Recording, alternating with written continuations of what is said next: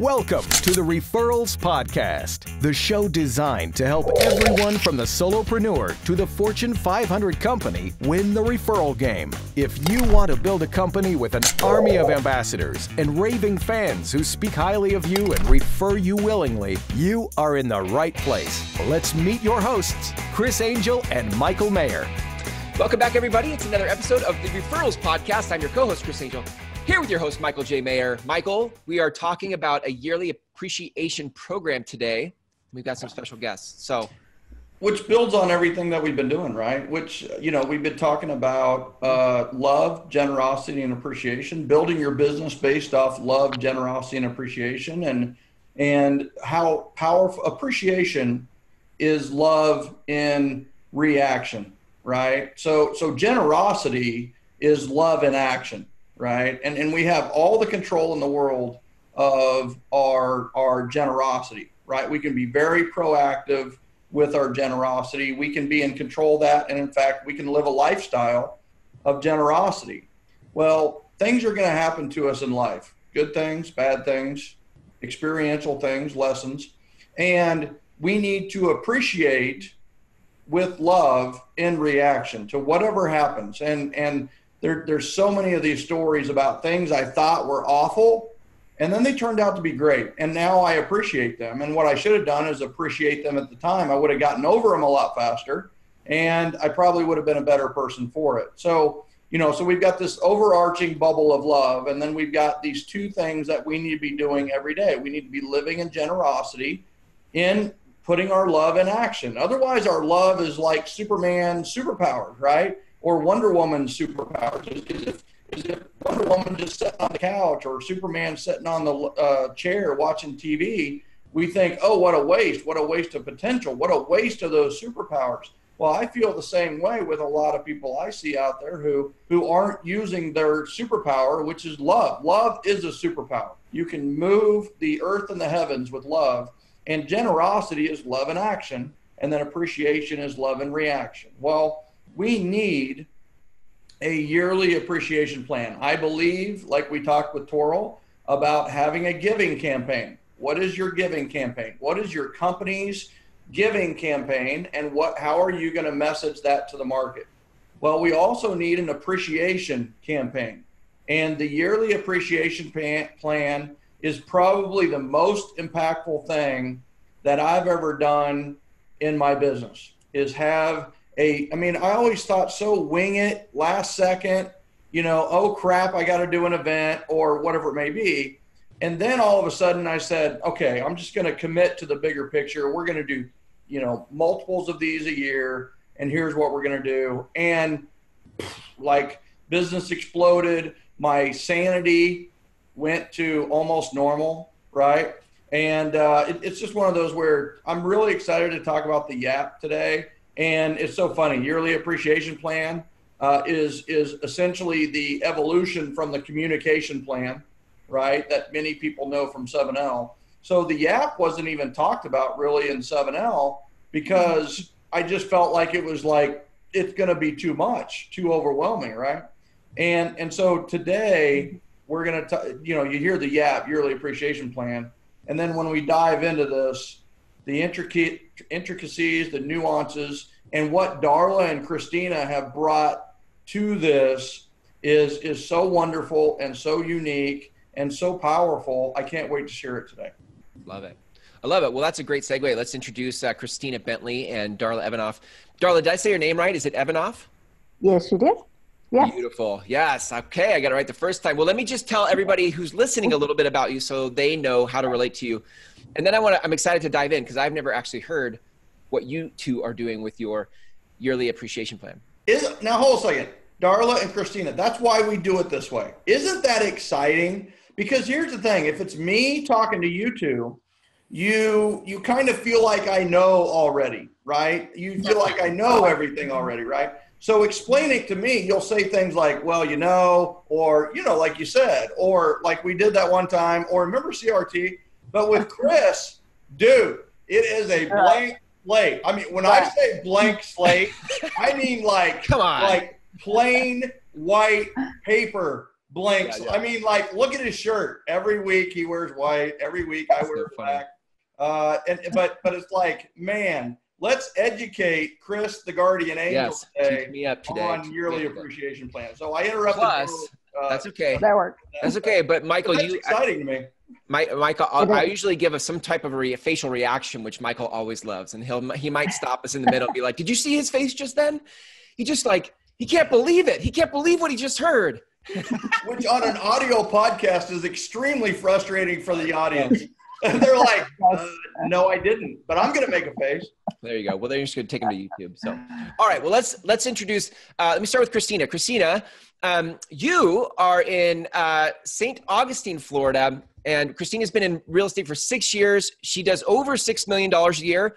And get this, I think this is amazing. She has 200 people in her database. She's doing $6 million a year with 200 people in her database. That's incredible. And she's 100% by referral. So I'm excited to hear from you, Christina. Darla, let me talk about you for just a second. Darla's a realtor out of Oklahoma City. She's a branch broker and a realtor with 8 agents on her team. She's a founding member of Michael's CRT program, which I had the privilege of being at this summer. And she teaches the 7L system across the country. And within 18 months of implementing Michael's yearly appreciation plan, she's doubled her team and, here it is, ready? Tripled her sales. So definitely excited to dive into the yaps with you two today. So let's just start with how first of all, how did you guys find 7L? How did you then decide that events, this yearly appreciation plan, was the thing for you? Well, I received a random email from a lender who I had never met. He invited me to hear Michael speak. And of course, when I heard Michael speak, I went to my first Gen. And then after that, I was hooked. Yeah. Who was the lender, Christina? You know, honestly, I don't remember. It was so long ago, and it was before I was learning, the connecting with connectors. And the greater I had never even met this, lender. Who, would you mind tracking that down when you had some time? I am actually genuine, as you know, I am genuinely curious as to who might have brought you into my world, right? Absolutely. Yeah. Yeah, the generosity generation is better for that lender, right? Because it's better for you being a part of this. So that's awesome. Darla, how did you find Michael? Well, I was invited right after, just a couple of months after I found out that one of my biggest strengths was executing through relationships. And a friend of mine was going to Gen, Oklahoma City, and she invited me to go with her. And all I knew about Michael, in fact, to be honest with you, no offense, Michael, I hadn't even heard Michael's name before. But once I heard it and learned about what 7L was and that he was 100% referral based, I wanted to hear what he had to say. And I went, and like Christina, I was hooked. So I love it. Darla, how big is your database? I've got between 2 and 250 and currently. I so love it. I mean, powerful small databases, and we may want to talk about quality over quantity, right? Yeah, definitely. I think what's cool, sometimes it's hard from the outside thinking of systems like this where you're like, how do I manage it all? There's too much to manage. But when I feel like what I keep getting, Michael, over and over again with people who have been around 7L is just, you're just able to do so much with what you have, right? Because you're actually going deeper in relationship. It's the generosity, it's the love, it's that stuff that I think really produces a bigger harvest, if you want to say it that way. I think, is that what you guys would say? Tree, right? You can have 20,000 trees that produce either 0 or 1 fruit, or you can have 200 trees that produce hundreds of fruit, right? Yeah. And so, the question that I like to always ask is, Chris, if I wanted to sell a lot of books, right? I wanted to sell a lot of 7L books, which would be better? Would it be better if I had a database of 20,000, or would it be better if I had a database of 1? If I wanted to sell a lot of books? Well, the obvious answer sounds like 20,000. That's right. It sounds like it would be 20,000, but it also depends on who the 1 is, right? Yeah. So what if the 1 is Oprah? Well, then it's Oprah. Right. So if Oprah's in my database, if she's in my community and my network and my team, then she is going to sell more books than probably any 20,000 combined. That doesn't include Oprah, right? Yeah. Yep. And so it's quality over quantity. And I always say, you know, hey, listen, who's your Oprah, right? Who's your Oprah? There's somebody out there who's already championing you, influencing people. Like, you know what? And even maybe early in your career, they were a pain in the butt because they were so like, you know, they were so like into it, right? And then, you know, with the proper messaging and the proper honing, they can become your Oprah. And then, you know, so who's your Oprah? And I would say everybody listening to this needs to think about who is your Oprah? Who's that person who just champions you all the time, speaks highly of you, refers you willingly, always looking to connect you, just a wonderful person in your life because they're special, you know, they're special. And we need to write them a handwritten note. We need to call them. We need to text them, whatever it may be. So if that's just the action item that people get out of this podcast, then they're going to win, right? The second half of the story is where Darla and Christina have really taken this to heart. And that is, who are you an Oprah to? So you need to be an Oprah. Who are you championing? Who are you referring, recommending, and who are you a great member of a team? If you want great members on your team speaking highly of you and referring you willingly, you need to be a great part of somebody else's team referring and speaking highly of them. Yeah, it's so good. Well, let's dive in. I want to hear about this yaps. I want to hear about the yaps. It feels like a golf terminology, like the yips, but it's the yaps. But anyway, I digress. Darla, tell me about how, were you always an event person? How did you sort of discover the yearly appreciation plan mixed in with events, et cetera? Was that always a good fit for you? Were you always an event person? I like throwing parties, but as far as an event is concerned, really the first event I ever did was about 3 months after I joined Gin Gin. Okay. And we did a movie night in the park, and I had 2 people show up, and I was ecstatic, and it's just kind of gone from there. Did you say how many people?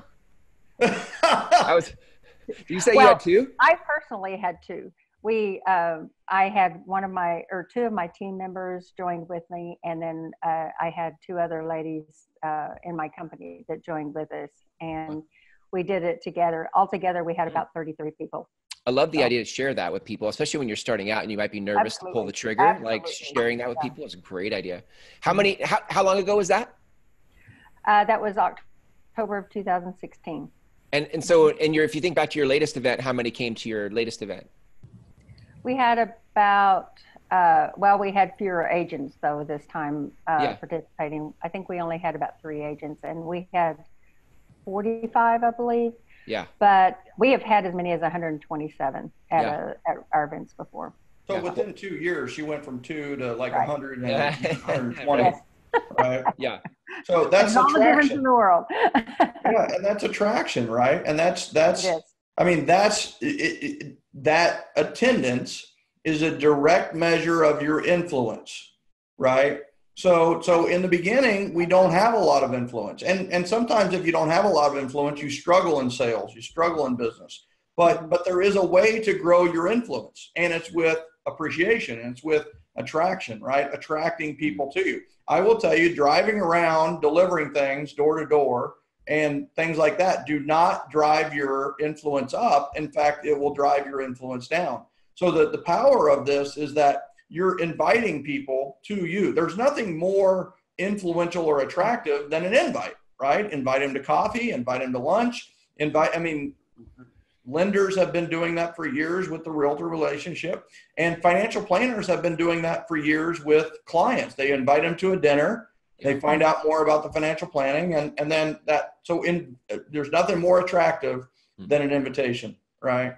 So 2 to 120 in 2 years is major league, right? Yes, absolutely. Christina, how did you? When did you start your first event? How long ago was that? My first event was a gingerbread house building party, and I just did it because, I wanted Santa to show up and it to be a family fun event. Never in a million years would I have dreamed of, even incorporating referrals or anything even remotely close to that. That was 4 years ago. Wow. So now with Michael's teachings, we've changed it all around. We still have our event. Yeah. So that leads to the question, right? I mean, it's like, how did you go 2 to 120? And how, Christina, have you gone from, the gingerbread house of a few to, selling a lot of houses, right? And all you had to do was build a gingerbread house and Santa showed up. So my son's right here. He wants to know, you mean if I build a gingerbread house, Santa's going to show up? I'm in, right? So tell us, like, what are some of the things that you did over the last, few years to grow that, right? Well, it started out with an idea from a friend, and we would literally go and buy the gingerbread houses in bulk and hot glue them. We asked parents to just bring a bag of candy, that's all. And we just did a long table and emptied the candy into bowls and let the kids kind of go through and pick their building supplies. At first, we didn't ask for referrals. We didn't say thank you. I didn't even know anything about it. You just had an event, right? Just had an event, had a great time. Cool. And then over the last 2 years, we added Santa. And we've invited... If you build it, he will come. Yes. Santa, hangs out with the kids and gets to know them. And then, he goes and gets into costume. And, the customers love it. And, and now they're inviting their friends and family to come to the event. Wow. Let me ask this question, because is the yearly appreciation plan one event, or is it a series of events? Like for you or Darla, explain the yearly appreciation plan part of it. Well, it's a series of events, and the way that Michael has written it out for everyone is there's 2 different plans. One is for your top ambassadors, and that is reaching out to at least to one segment of your database 4 times a year, a different segment 4 times a year. And then the all YAP, where you're introducing or you're having events for your entire database, that's 3 different events, inviting the entire database to 3 different separate events. Got it. And it's a series, and the implementation is just, it's really easy to implement them together at the same time, and it's really helpful. It's a great tool. Yeah. And Chris, I want to jump in on that, because she said it better than I could, that it is not an event. It is a series of events. And that's the key to the whole thing, is that the number one mistake that I see businesses make, not just in the real estate world, not just in the financial services world, but all businesses, is having 0 client appreciation events or just appreciation events. Don't even worry about client appreciation events. Just, not having any appreciation events or even staff appreciation events, right? So and we need to remember that a lot of these appreciation events, we need to incorporate our staff in a big, big way, introducing them, applauding their work, and having them invite people. Make it a bigger event, make it more real, make it them have ownership in the event, and that'll make it more powerful. The number one biggest mistake is 0 appreciation events for any company. And the second biggest I get is having 1. I truly believe that having 1 may be a bigger mistake than having 0. Because what happens is when you have 1, you put all this energy, all this time, all this effort, and all this money into this event, and you have 200, 250 people there, but you get no referrals, you don't follow up afterwards.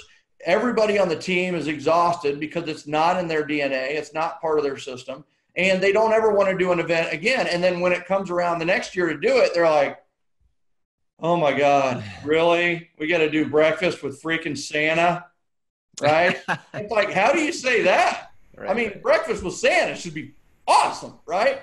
But what happens is you have all this hard energy with no return and no follow-up and no momentum, right? As Darla was saying, with the series of events, and let's talk about the All YAP, which is inviting everybody you've ever run into in life, essentially, is that in the 3, you do it in the spring and the summer and the fall, or the spring, the summer, and the winter.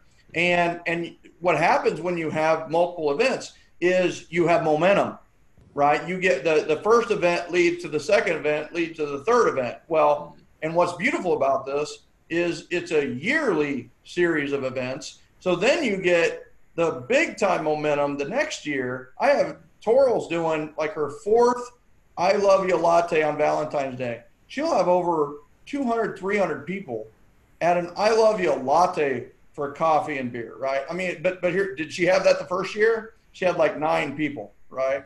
No, that's not true. She had 75 total, but like 50 were already at the Starbucks, right? so I mean, so it's all good. I mean, some of those people have come back for 4 years. They were strangers at the first one. But why is it? Momentum, right? Momentum. And momentum leads to energy, and energy leads to referrals. So what Darla said is very important, and too often it's glossed over, because one of the powers of this is you have an event, you're going to invite them to the next event. Part of your follow-up is, well, what does that say in your database's mind? They're saying, you know what, this is a relationship for life, right? It's a continued relationship. The problem with most referral relationships is it loses its energy. It loses its juice. Well, when there is this, even if they never attend, even if they only get the invite and they only get the follow-up call, you're in relationship for life, right? So let's not just make it a pithy saying that I want to be your real estate consultant for life, or I want to be your lender for life, or I want to be your financial planner for. How about we like show them, don't tell them.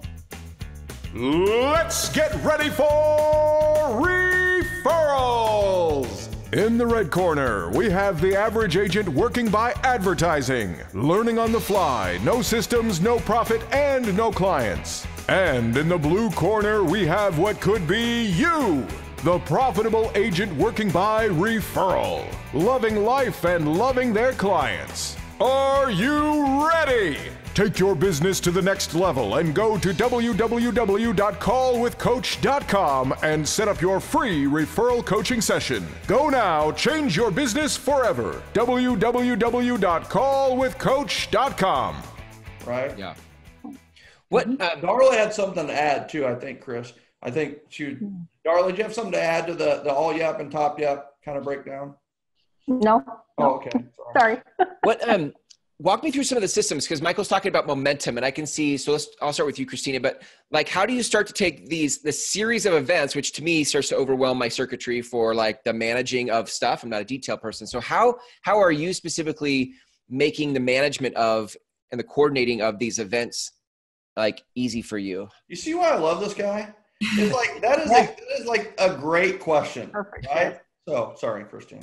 Well, Michael made it very easy. I have all of his stuff, so I literally just printed it out. I had my database. Not quite that easy. Come on. All I did was print it, and I got showed up. It's like copy, paste, referrals, baby. That's our next book. Copy, paste, get referrals. Yes. I literally printed out, his yearly appreciation plan, and it's broken down by the week, which really helped me, because when you take on too much and you try to figure out where to start, it's very overwhelming. I already had my database. So what I learned was, connecting with your connectors, going and talking with the vendors that I use on a regular basis. I'm like, hey, why don't you partner with me? Let's, really love on these people. They refer us out. And, my lender and my title company and my inspector, all of them have gained business outside of just me from these different, referral like events. Yeah. But literally, I've just sat down with the appreciation plan and, wrote out what I was going to do, got my database together, got my vendors involved, and, started sending out invites and making phone calls. Yeah. We do a digital invite. We send a handwritten invite. We also do phone calls. We do RSVPs. And then we send out thank you cards afterwards. I love it.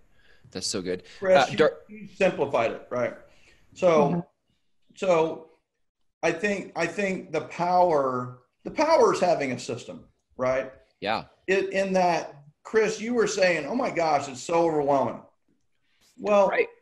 Imagine if you had 12 weeks to do it though, right? Every event in the YAP plan, right, it's a 12 week, right? It's 8 weeks of invite, confirm, right? Then you have your event, and then it's 3 or 4 weeks of follow up and follow through with everybody that attended and everybody who didn't attend the event, right? So if you break it down into 12 weeks, you find that you can really service a database up to 10,000 people pretty comfortably if you break it down. Now, that's not what most people do, right, Chris? They try to do it all the 3 or 4 weeks before the event and everything. I mean, even the graphic design takes time, right? So that's where I go. I mean, I know I've lived long enough on the planet to know that every idea comes with a lot of details that you don't anticipate. You're like, oh yeah, hey, I got lots of ideas. Let's do an event. And then if you actually start to sink your teeth into an event, you're like, okay, there's a lot of things I didn't account for. That's why I think, and so Christina, to your point, I mean, you know, in some respects, printing it out is super helpful because if I just can see what there is to do instead of having to like think of all the things to do, it just makes it easier. Darla, what about you? What kind of, do you have anything extra or different that you're doing for the systems side of your events? Oops, Darla froze on me for a second. Let's see, we'll do a mind freak thing and bring Darla back. Darla, are you there?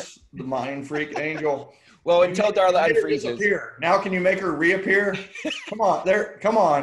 Darla, you may want to sign off and sign back on. I can't, but until Darla comes back. Christina, let me ask you, what are some of the events? You said gingerbread. What other events do you do? Great question. I have never done a Love You Latte event, but after talking with Darla, I'm like, you know what? I'm just going to go for it.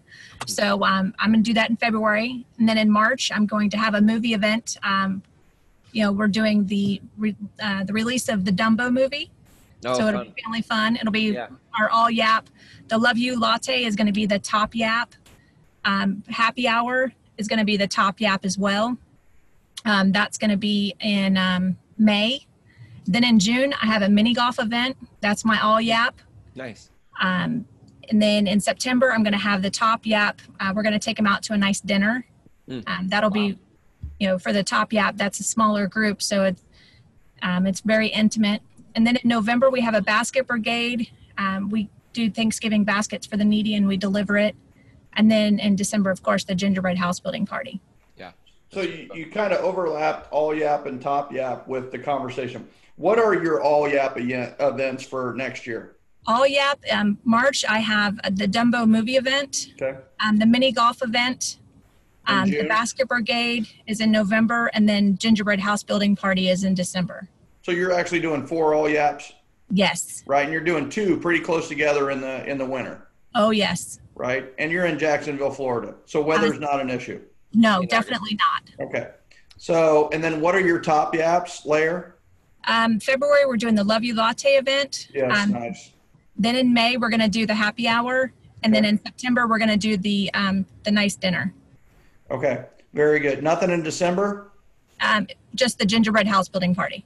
Okay, and the top YAP will be coming to that. So I see, you know, September, she's got a top YAP, but you got to remember your top people are probably going to go to all the others too, right? Okay. So she's got those 2 fall winter events that, in fact, in the September dinner, she could treat that as a board of advisors and say, hey, listen, I've got these 2 events coming up. What do you suggest? You know, how can I make it cool? How can I make it a bigger wow? How can I, you know, give me some ideas for these 2 events I have, right?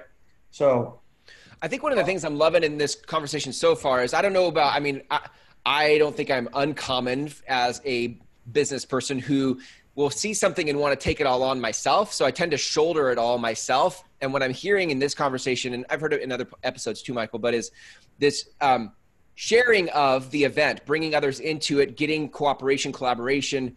Darla, have you noticed that in your events, like bringing people in is super helpful? Absolutely. Yeah. Absolutely. It's essential.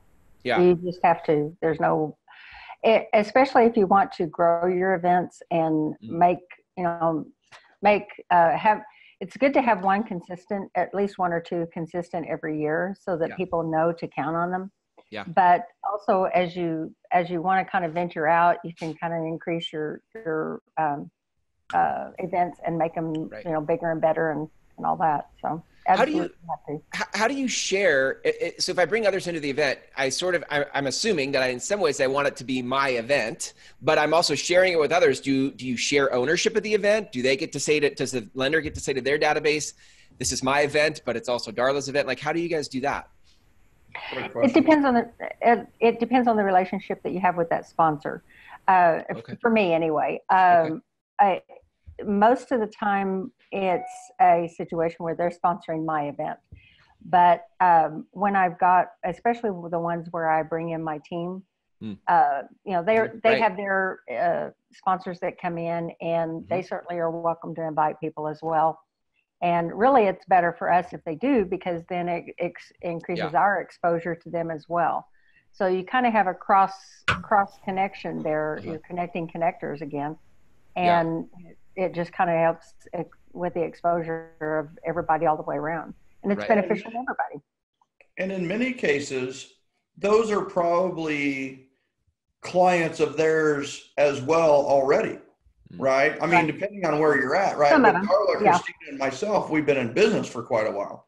So me, much longer than them, obviously, for how young they are. But it's one of those where it's that lender probably worked with quite a few. The inspector probably already worked with most of them, and so on and so forth. So it's as much their client appreciation or appreciation event as it is anybody else's, right? Right. I like that. Christina, on your end, do you find that you have, are they your events? Do you let your vendors and partners share it as their event? How does that work for you? I welcome them to invite people.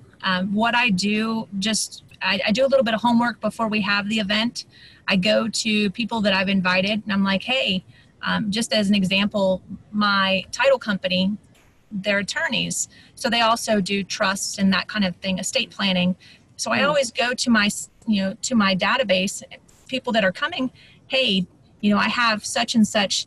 Not only did you work with them to close on your house, but hey, do you need estate planning? Because we can get you paired in.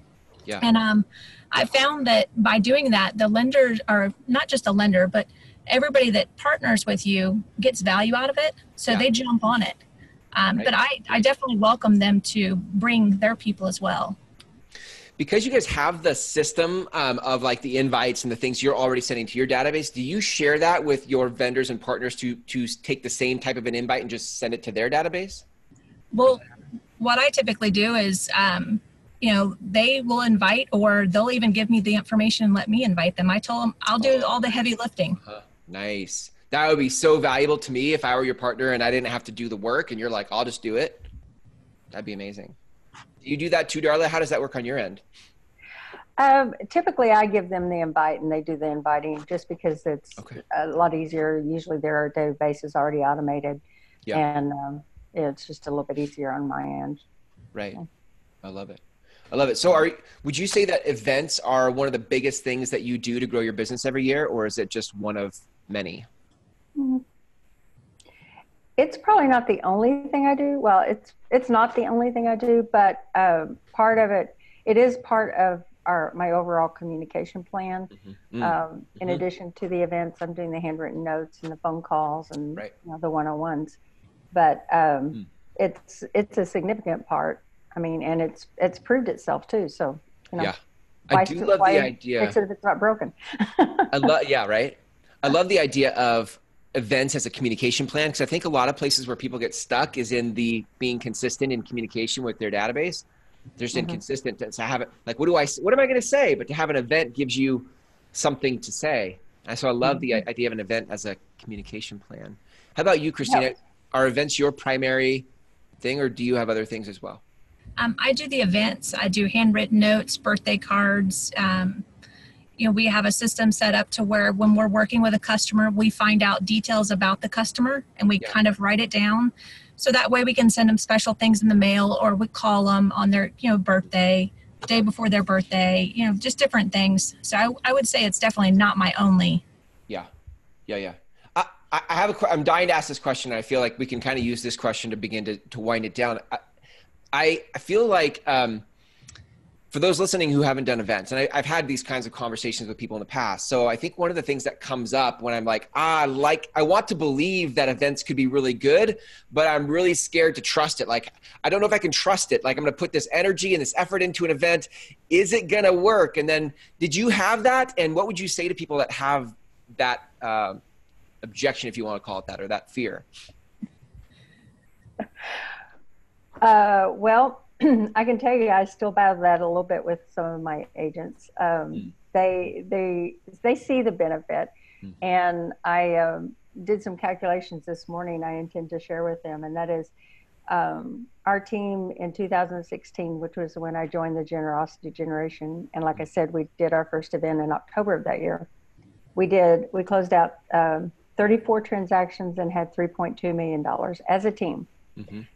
I ran the numbers this morning, and we've got in the last 12 months, we have over 75 transactions and over $10 million in volume. Wow. So I think that in 2 years, that's a pretty big awesome. jump. Yeah. And the interesting part is I dubbed the additional teams that I've picked, or additional agents that I've picked up. They've just joined in the last 3 to 4 months. So their sales really isn't part of these numbers yet. Right. So that's what makes it even better for me and more, inspiring for me and hopefully for my agents once I, relay the numbers to them. So if that number doesn't inspire people listening for like, can it work? Will it work? I don't know. Like, I think sometimes we just need to know people have gone before us and that it actually does work. And that gives us some extra courage to try it out. Christina, how about you? Like, what would you say to people who have that fear? I had the same fear, and my fear was, what if no one shows up? And I kept thinking, oh my goodness, what am I going to do? And I remember Michael saying, even if 5 people show up, it's going to be more intimate. So don't worry about it. Just go have fun and go do you.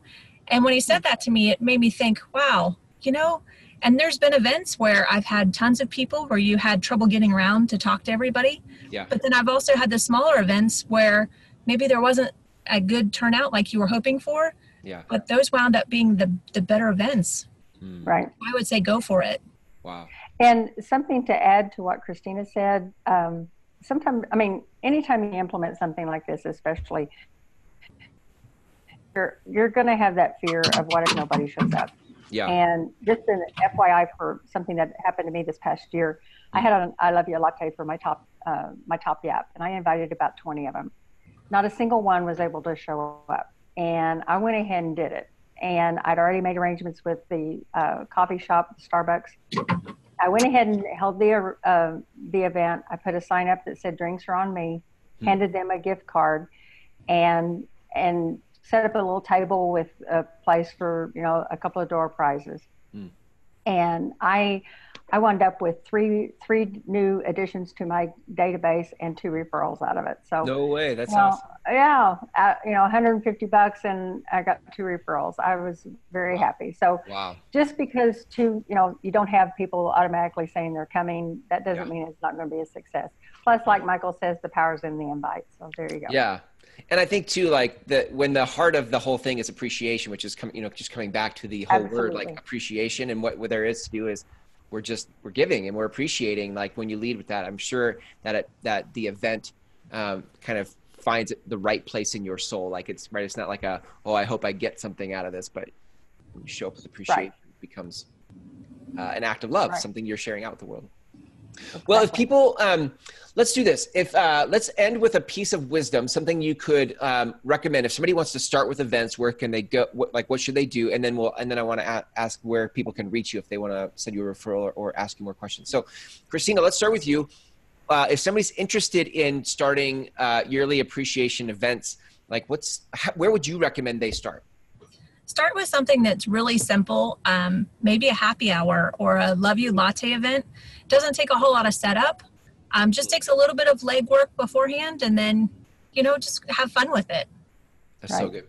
I love that. Absolutely. Darla, how about you? Where would you recommend they start? Well, I think the first thing would be to download the giveaway that we've got with this podcast, and that is the yearly appreciation plan that Michael wrote up. But I would caution everyone that when you look at that, it can be a little overwhelming if you sit there and go, oh my gosh, there's 52 things that I've got to get done so that I can pull these things off.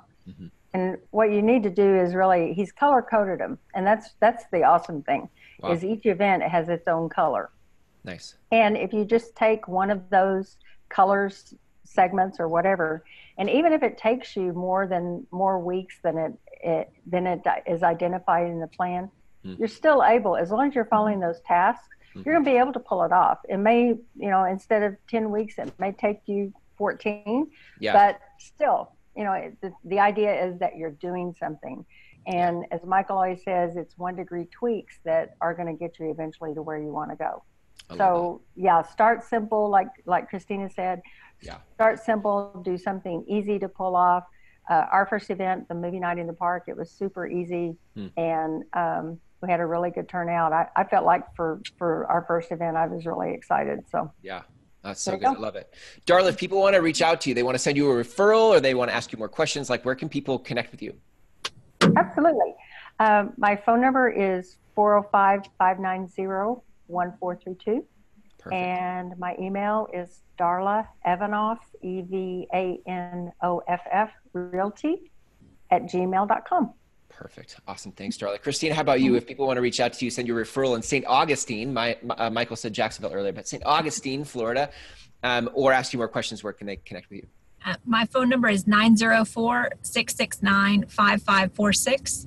And my email's pretty unoriginal. It's christinasiphone@gmail.com. Nice. christinasiphone@gmail.com. I love it. Well, thank you so much, both of you, for being on the show today. It's great. Michael vanished somewhere. I didn't do that. I swear. It wasn't me mind freaking him out of the show. But wherever Michael is, and for Michael, those of you listening, you can go to referralspodcast.com to download the yearly appreciation plan that Darla just spoke of, and the one that Christina said you should print off. That is where you can get that. Go to referralspodcast.com, get it, and then, like Christina said, print it, and then you have the entire system right there. So, Darla, Christina, thank you for your time today. Thanks for being on the show, and thank you. Next time. Appreciate it. It was fun. Thank you. Bye. Bye-bye.